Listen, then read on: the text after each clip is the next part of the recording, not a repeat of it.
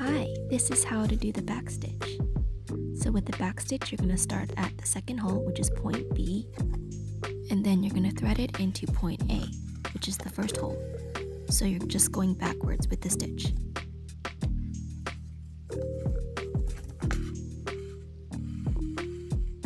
Then you're going to come up at point C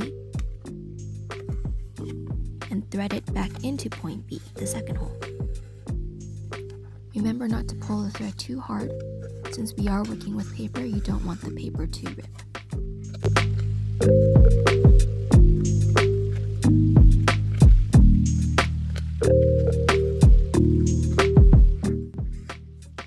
And this is the finished stitch.